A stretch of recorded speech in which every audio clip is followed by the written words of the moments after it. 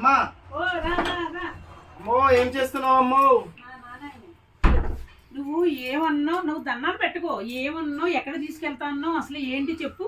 ఏంటమ్మా నువ్వు అసలు ఇంత టైమా? నేను నిన్ను సినిమాకి తీసుకొని పోదామని. నీ దగ్గర వచ్చింది అదే ఒకటే మంత్రం. నువ్వు తీసుకెళ్తానని ఎన్ని గంటలైంది? నేను అన్నం వండుకున్నాను, కూర వండుకున్నాను, ఎక్కడికో తీసుకెళ్ళిపోతే ఒలకాడ దిబ్బ వచ్చిన పర్వం అన్నావు, ఏది లేదు, నేను వండేసుకున్నాను.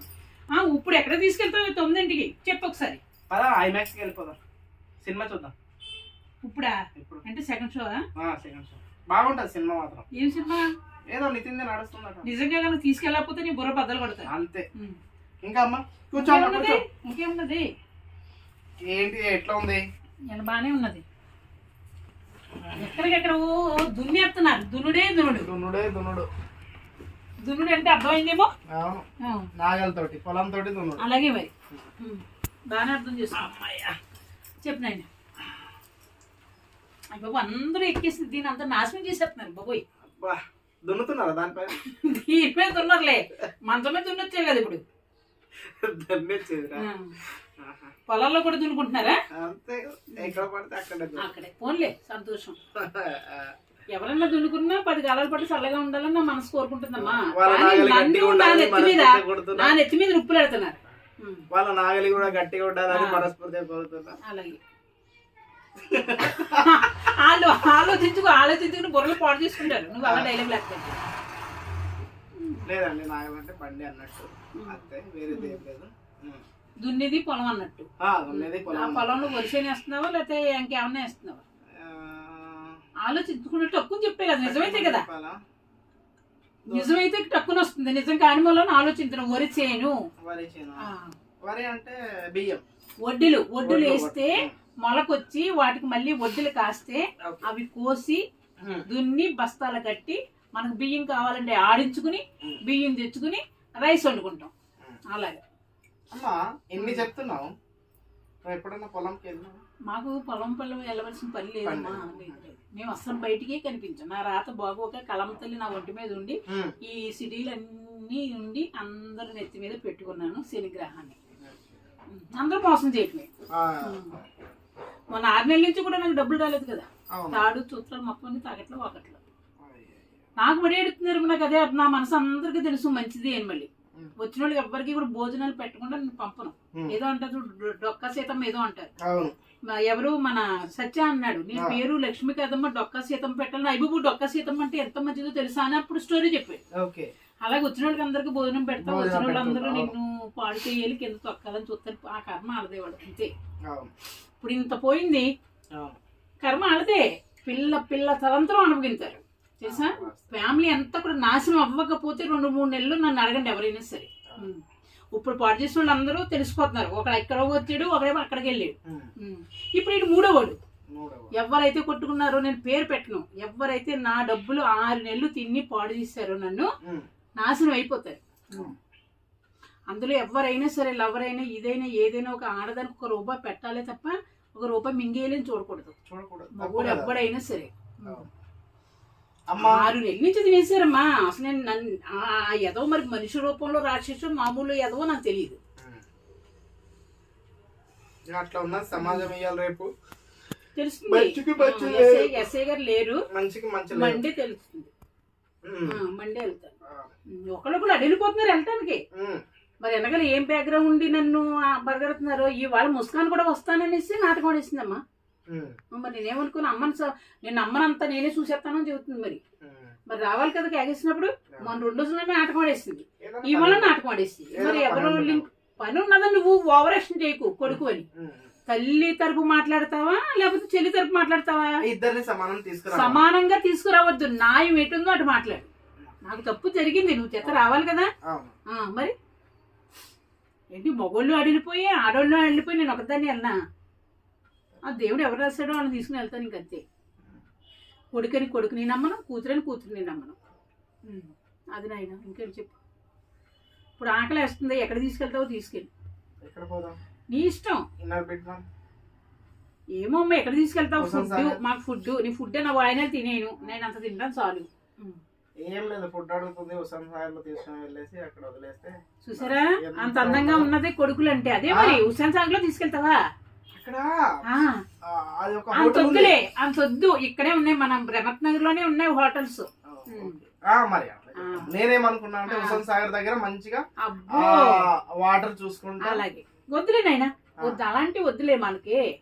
నువ్వు ఏ ఉద్దేశంతో అన్నావు, నేను ఏ ఉద్దేశంతో అన్నాను దేవుడు తెలుసు. అంత నాకు రెమత్ నగర్ లో హోటల్ ఇప్పించి ఏదైనా సరే. నగర్ లో నువ్వు ఆలోచించుకో, పొద్దుట తెల్లారగట్లే దిగేవు కదా అక్కడ. ఇక్కడే ఉన్నది కదా, ఇక్కడే ఉన్నది కదా చాయ్ హోటల్.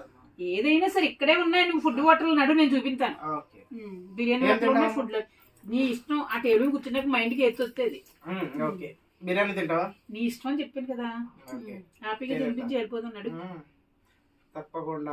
ఇంకా బతుకుబొమ్మ ఎప్పుడు మొదలుతో మళ్ళీ బతుకుబొమ్మ పెట్టమనేసి అందరూ ఫోన్ చేస్తున్నారు. నన్ను అడుగుతున్నారు. నన్ను అడుగుతున్నారు. అసలు మీరు ఏంటిది పిచ్చి పిచ్చిలు చేస్తున్నారు, ఇవన్నీ కాదు బతుకుబొమ్మ బండి చేయండి. మా ఆర్టిస్టులు అడుగుతున్నారు అంటున్నారు, వస్తున్నారు ఈసారి. మా ఆర్టిస్టులు అడుగుతున్నారు. నువ్వు మాట్లాడితే నేను ఏ జంటలు అంటే ఆ జంటలు నేను కేకేస్తాను. మొగోళ్ళు నువ్వు పిలుచుకో, లేడీస్ నేను. సూపర్. అంబికలో ఒక ఆవిడ, ఇంకొక ఆవిడ, మరి పాస్టర్ పిలు, మంచి మంచి వాళ్ళని పిలు, చేద్దాం. నన్ను కూడా చాలా మంది అడుగుతున్నారు అసలు బతుకుబొమ్మ బండి ఎందుకు ఆపినావు అంటున్నారు. నేను ఆపలేదు, ఆల్రెడీ ఉంది, రన్నింగ్ అయ్యేదే ఉంది అనేసి చెప్తున్నా. ఇంకా ఇంకేమీ లేదు, నేను ఆకలి వస్తుంది. తిన్నాడు ఏంటి 8 అయిపోతుంది మరి నేను అసలే ఉండలేను. చూద్దాం మన రాజకుమారి గారు ఏ హోటల్ తీసుకెళ్ళి ఏమి ఇప్పిస్తాడో చూద్దాం.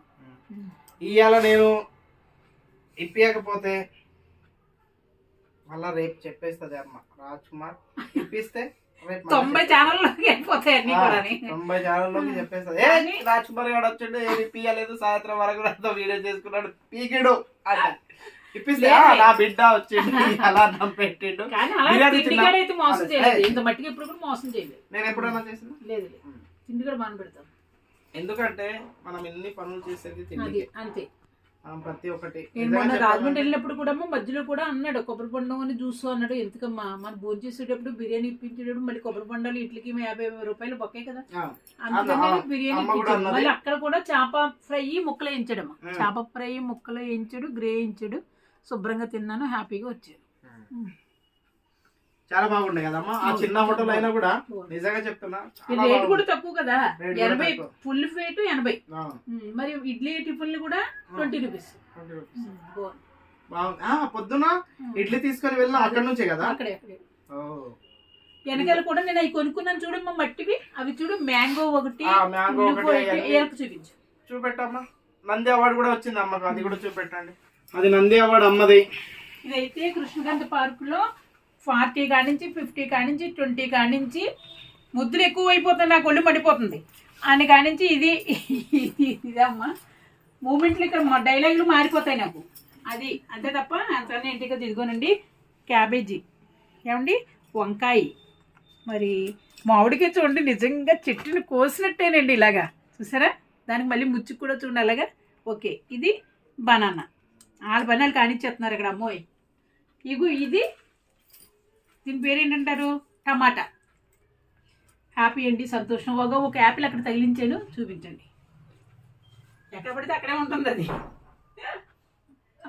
ఎక్కడి నుంచి అండి, కన్నూరు కూతురమ్మ ఇంటికి వెళ్ళినప్పుడు నేను తీసుకున్నానండి అడ్మిషన్లో. అంతే మీకు చెప్పాను. తనకే మనకి ఏదో వచ్చిందని కూడా గొడవ అంతటితో వదిలేండి, మళ్ళీ మనకి వెళ్ళకూడదు. ఎవరికి ఎన్నాళ్ళ ప్రాప్తం, ఎవరికి ఎన్ని రోజులు మాట్లాడుకుంటామో, ఎంతమంది లవర్స్ ఎన్ని రోజులు కలుస్తారు, అవన్నీ ఇంకా దేవుడే చూస్తాడండి. ఫ్రెండ్స్ అయినా అంతే, లవర్స్ అయినా అంతే. అప్పటికప్పుడే ఎంజాయ్ దేవుడు రాస్తాడు, ఏ రూమ్లో ఏం జరగాలో రాస్తాడండి, అంతే తప్ప అంతకన్నా ఏంటి లేదండి. సరేనా? అదమ్మా, సరే అండి.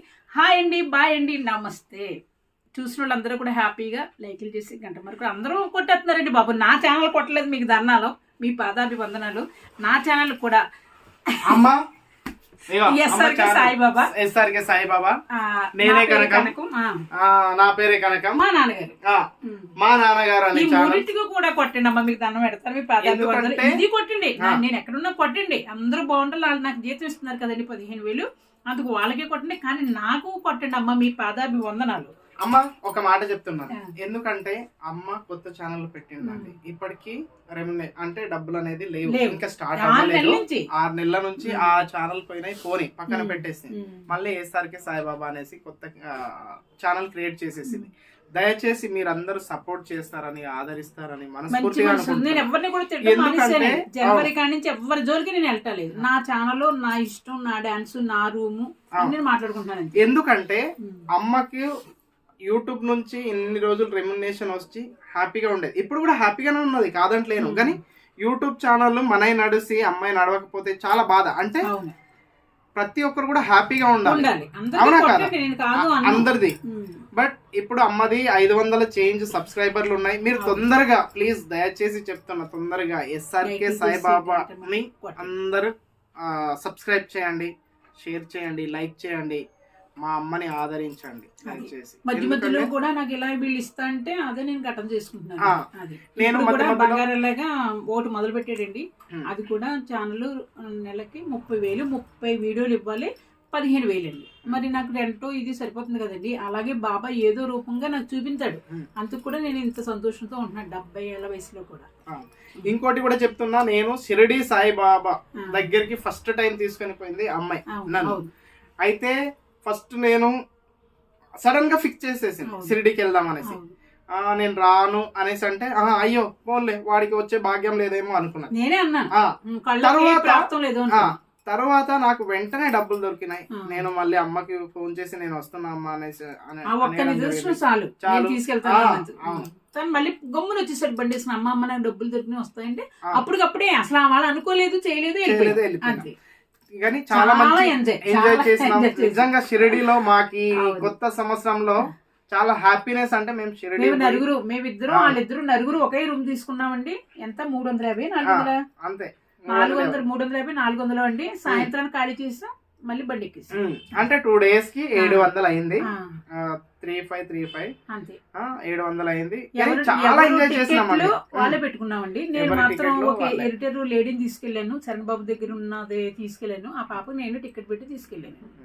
చాలా హ్యాపీగా తిరిగినాం, చాలా సంతోషం నిజంగా. ఈ సంవత్సరం 10 నుంచి 11 నుంచి వెళ్తున్నాను, అంత ఎంజాయ్ చేయలేదండి. వీళ్ళు గ్రూప్ తో వెళ్ళాక చాలా ఎంజాయ్ చేశాం, అసలు పడుకోలేదు. అవును, అసలు 1 గంట వరకు బయట మాట్లాడుకుంటూనే ఉన్నాం. అవన్నీ సన్నిధులు తిరుగుతూ. లడ్డూ రాలేదు, తెలియలేదు. హాయ్ అండి, బాయ్ అండి. కొత్త సంవత్సరం అందరూ హ్యాపీగా ఉండాలి, నిండు నూరేళ్లు ఆయువారోగ్యాలతో ఉండాలి. ఎవరు ఇలా ఛానల్ ఎవరు పెట్టుకున్నా సరే వాళ్ళ పైకి రావాలని మంచి మనసుతోటి నేను దీవిస్తున్నాను.